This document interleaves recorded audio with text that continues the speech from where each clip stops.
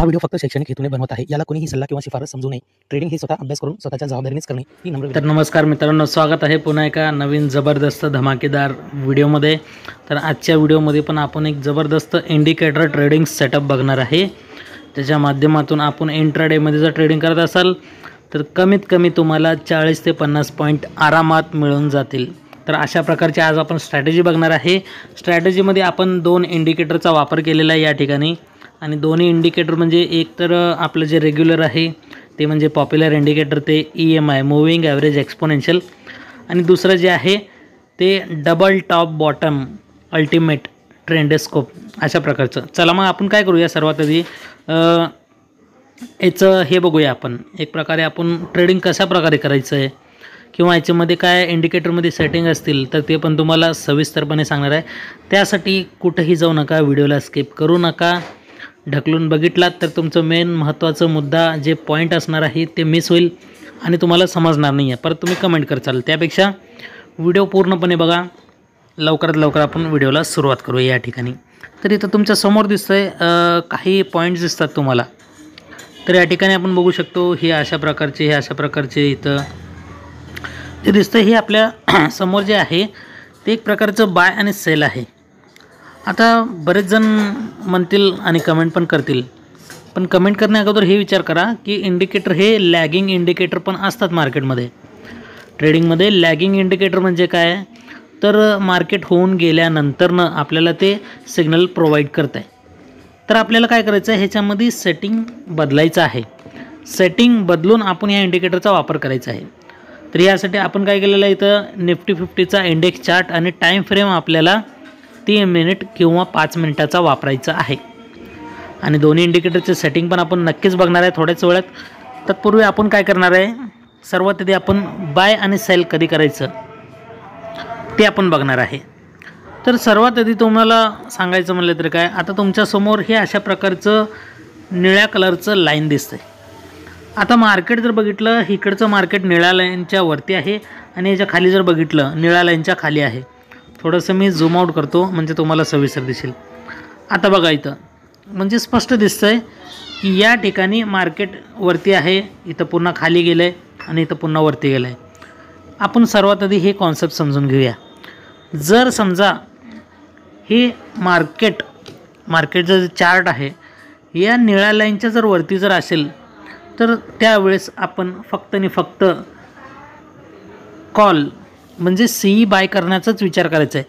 म्हणजे आता आपण एक एक्झाम्पल जर समजून घेतलं या ठिकाणी, तर इथं बघितलं आता ह्या निळ्या लाईनच्या वरती आहे. कॉल कधी बाय करायचं, आता इथून पुटचं सिग्नल, इथून मार्केट खाली पडलं आहे, पण इथं आपल्याला पुटमध्ये प्लॅनिंग करायचं नाही आहे.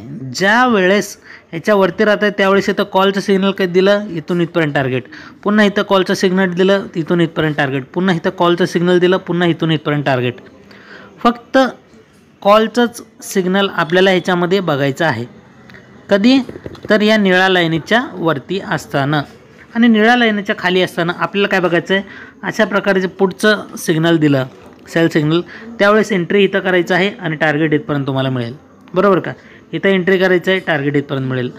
अशा प्रकारे या निळ्या लाईनच्या वरती असेल तर फक्त कॉलमध्ये एंट्रीचा प्लॅनिंग करायचं आहे आणि निळ्या लाईनच्या खाली असेल तर पुटमध्ये एंट्रीचा प्लॅनिंग करायचा आहे. आणि निळा लाईन कुठला आहे, तो म्हणजे मूव्हिंग ॲव्हरेज एक्सपोनेन्शियल. बरोबर का. तर आता आपण हे एंट्री करण्याचं पण एक हे सांगतो आहे, एंट्री कधी केलं पाहिजे. बरोबर का. आता ज्यावेळेस मार्केट थोडंसं याला अजून थोडंसं झूम करतो. आता हे कॉल साईडचंच तुम्हाला दाखवतो. कॉलमध्ये एंट्री कधी करायचं. बरोबर का. कॉलमध्ये एंट्री ज्यावेळेस असं निळ्या लाईनच्या जवळ तुम्हाला अशा प्रकारचं सिग्नल देईल, म्हणजे आता वरून मार्केट खाली पडलं आहे, मग निळ्या लाईन काय असणार आहे, ते एक प्रकारचं त्यासाठी सपोर्टचं काम करणार आहे. बरोबर का. कारण की मार्केट वरती आहे, निळ्या लाईनच्या वरती असल्यामुळं ते निळ्या लाईन सपोर्टचं काम करणार.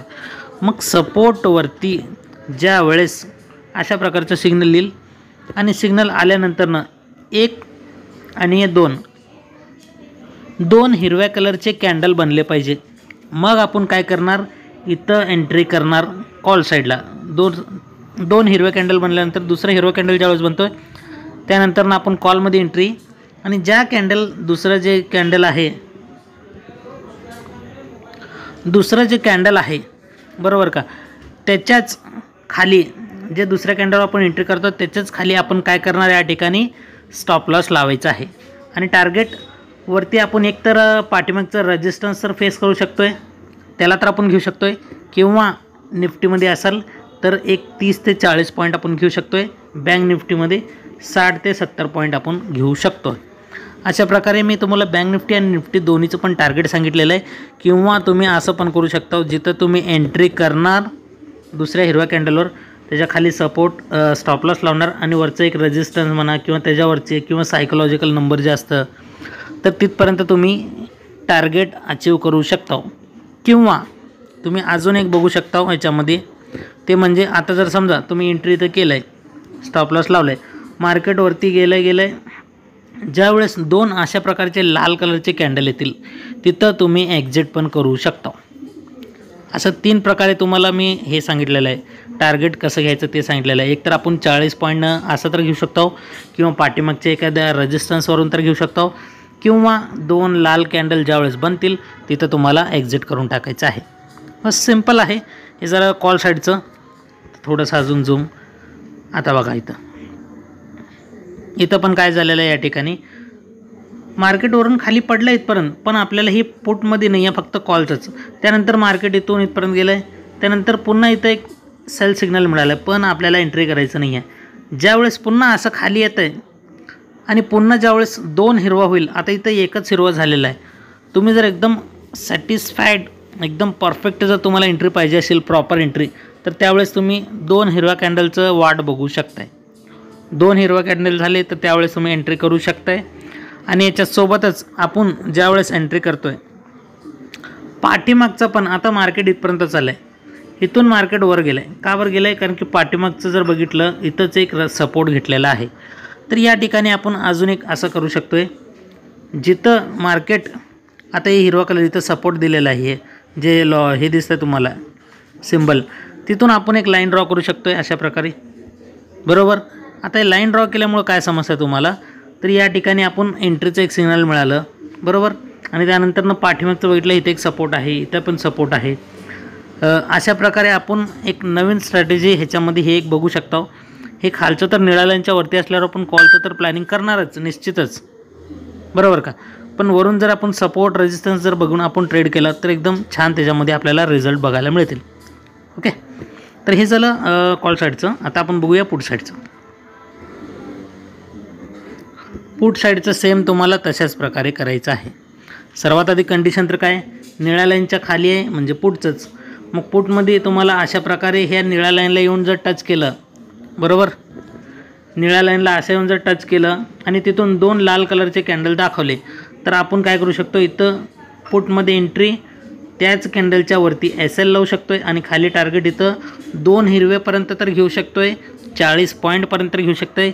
अन्यथा आपण पाठीमागचं एखादं सपोर्ट बघितलं तर त्या सपोर्ट लेवलला पण आपण टार्गेट घेऊ शकतो आहे. हे खालचे पण अशा प्रकारचं. पुन्हा इथं वरती आलं, पुन्हा 2 लाल कलर सिग्नल दाखवलं, पुन्हा आपण इथं एक एंट्री केलं पुटमध्ये, इथं वरती SL लावलं आणि खाली टार्गेट इथपर्यंत 40 पॉईंट घ्या. किंवा पाठीमागचं एखादं आपण जर बघितलं, आता हे मार्केट इथपर्यंतच का आलं आहे, कारण की ह्याच्याच पाठीमाग जर असं आलं तर इथं बघितलं सपोर्ट आहे, त्याच्याच पाठीमाग गेलं तर इथं पण सपोर्ट आहे, बरोबर का. आणि पुढंच मार्केट असंच बघितलं तर इथं रेजिस्टन्स घेतलेला आहे. तर अशा प्रकारे मार्केट सपोर्ट आणि रेजिस्टन्स पण या ठिकाणी परफॉर्म करत असतं. तर हे पण आपल्याला नक्कीच लक्षात ठेवायचं आहे. तर तुम्हाला एंट्री सांगितलो आहे, एक्झिट सांगितलो आहे, आणि टार्गेटचे जे आहे एंट्री कुठं करायचं, SL कुठं लावायचं, ज्या कॅन्डलवरती एंट्री करणार त्याच कॅन्डलच्या हाय किंवा लोवरती SL लावायचं. टार्गेटचे 3 पॉईंट सांगितलेले आहे, एक तर 40 पॉईंटनं, किंवा त्याच्यामध्ये तुम्ही सपोर्ट रेजिस्टन्स बघू शकता, किंवा त्या ठिकाणी तुम्ही 2 हिरवे किंवा 2 लाल कलरचे कॅन्डल्स, अशा प्रकारे आपण टार्गेटमध्ये पण पॉईंट धरू शकतो आहे. तर चला मग आता वेळ वाया न घालवता दोन्ही इंडिकेटरचे तुम्हाला सेटिंग दाखवणार आहे. तर पहिलं जे इंडिकेटर आहे ते या ठिकाणी आपण बघू शकतो आहे, डबल टॉप, जे तुम्हाला मगाशी म्हणलं डबल टॉप बॉटम अल्टिमेट ट्रेंडोस्कोप, बरोबर, ट्रेंडोस्कोप अशा प्रकार हे पहिलं इंडिकेटर आहे. आणि दुसरं म्हणलं तर याच्याच थोडंसं खाली ते म्हणजे आपलं regular popular top most indicator moving average exponential, बरं का. तर हे 2 इंडिकेटर आपल्याला वापरायचे आहेत. आणि दोन्ही इंडिकेटरचे आपण काय करूया, लगेच आता सेटिंगमध्ये जाणार आहोत. तर वरचं जे double bottom and top ultimate जे दिलेलं आहे त्या इंडिकेटरच्या सेटिंग सेक्शनमध्ये जायचं आहे. तुम्हाला सेटिंगमध्ये यायचं आहे, इनपुटमध्ये यायचं आहे. लेंथला इथं 10 असू शकते, तर याला 13 करून घ्यायचं आहे. बाकीचं जे सेटिंग आहे तसं, जे चालू आहे ते चालू, जे बंद आहे ते बंद, अशा प्रकारे ठेवू शकतो. मी एकदम हळुवारपणे याला स्लाईड करत आहे, तुम्ही बघू शकताय. व्हिडिओ पॉज करून बघू शकताय कुठं काय सेटिंग आहे, त्याच प्रकारे ठेवायचं आहे. तर बाजूला स्टाईलमध्ये यायचं आहे. स्टाईलमध्ये पॅनल लेबल्स जे पहिलं आहे त्याला चालू ठेवायचं आहे आणि लाईन आणि टेबल याला दोन्ही बंद करून घ्यायचं आहे. बाकी जसं आहे तसंच ठेवायचं आहे.